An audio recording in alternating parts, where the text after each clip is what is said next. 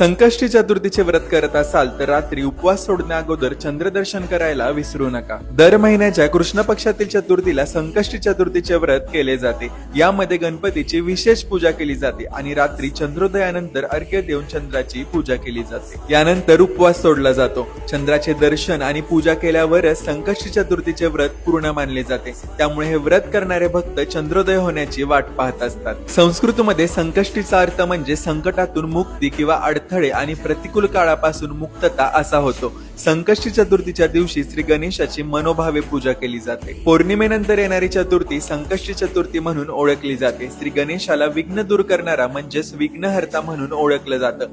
विघ्नहर्ता म्हणजे सर्व दुःख दूर करणारा देव। संपूर्ण समर्पित मनोभावे अंतःकरणाने श्री गणेशाची आराधना केल्याने माणसाची प्रत्येक इच्छा पूर्ण होते आणि सर्व बाधा समस्या दूर होतात। यासोबत घरात सुख समृद्धी येते।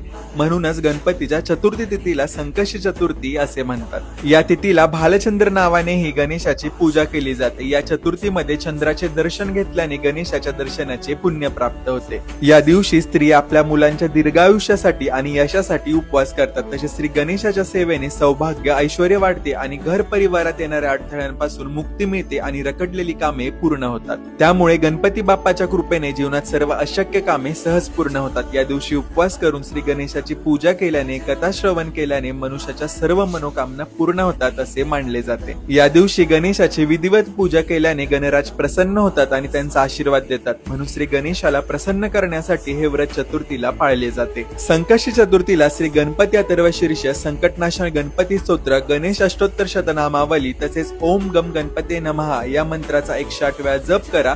यामुळे विशेष पुण्य प्राप्ती होते असे मानले जाते। उपवासाच्या दिवशी सकाळी लवकर उठून स्नानादी नित्य देवपूजन करावे। देवासमोर व्रताचा संकल्प करावा। त्यानंतर दिवसभर श्री गणेशाचे नामस्मरण करावे। संध्याकाळी सुचेरभूत होऊन श्री गणेशाच्या पूजनास बसावे। श्री गणेशाला अभिषेक घालून लाल फूल 21 दुर्वांची जुडी गुळ खोबरं पंचामृत 21 मोदक किंवा बुंदीच्या लाडवांचा नैवेद्य अर्पण करावा। रात्री चंद्रोदयानंतर अर्घ्य देऊन चंद्राची पूजा करून श्री गणेश स्मरण करत उपवास सोडावा। असे 21 संकष्ट करून उद्यापन करावे अथवा संपूर्ण जीवनभर व्रत करावे। या उपवासाचे आस्था आणि श्रद्धेने पालन केल्याने गणपतीचा अखंड कृपाशीर्वाद आपल्यावर राहतो आणि जीवनात निरंतर यश मिळते।